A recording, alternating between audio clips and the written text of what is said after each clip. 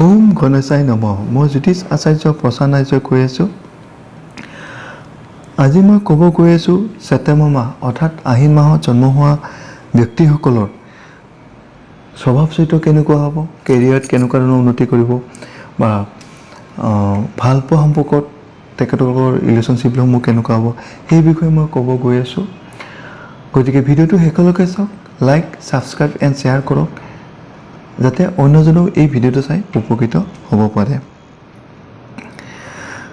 আৰু কোনো ব্যক্তি যদি জ্যোতিষ সম্পৰ্কে কিবা সুধিব লগা থাকে তেনেহ'লে মোৰ হোৱাটছআপৰ নম্বৰটো দিয়া আছে, তাত তেখেতসকলে মোক মেছেজ কৰিব পাৰে।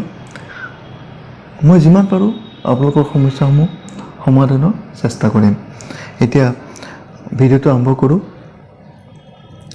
আহিন মাহত যিসকল ব্যক্তি জন্ম হয় সেইসকল সদায় সুখী হ'ব আৰু টকা পইচাৰ ক্ষেত্ৰত সদায় ভাগ্যশালী হ'ব, অৰ্থাৎ বহুত টকা পইচা মালিক হ'ব পাৰিব।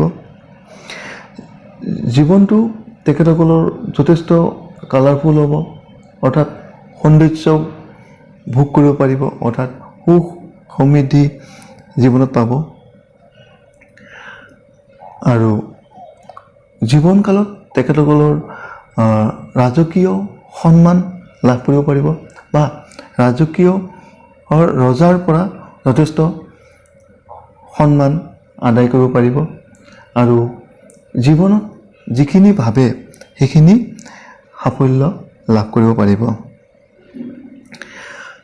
আহিন মাহত জন্ম হোৱা ব্যক্তিসকলৰ যদি ক'ব যোৱা যায় তেখেতসকলে সাংসাৰিক দিশত যথেষ্ট ভাগ্যশালী হ'ব আৰু সুসম্পৰ্ক বজাই ৰাখিব পৰিয়ালৰ প্ৰত্যেকজন ব্যক্তিৰ লগত আৰু মৰম চেনেহ তেখেতসকলে দিব আৰু তেখেতসকলো লাভ কৰিব পাৰিব। আৰু প্ৰধানকৈ ক'ব গ'লে স্ত্ৰীৰ লগত সম্পৰ্ক যথেষ্ট ভাল হ'ব। মানে হাজবেণ্ড হ'লে স্ত্ৰীৰ পৰা বা স্ত্ৰী হ'লে হাজবেণ্ডৰ পৰা যথেষ্ট মৰম সন্মান পাব। আহিন মাহত জন্ম হোৱা ব্যক্তিসকলৰ যদি সাংসাৰিক দিশত চাব যায় আৰু এটা ভাল খবৰ কি তেখেতসকলৰ পুত্ৰ সন্তান লাভ কৰিব পাৰিব। আহিন মাহত জন্ম হোৱা ব্যক্তিসকলৰ যদি চাব যোৱা যায় তেনেহ'লে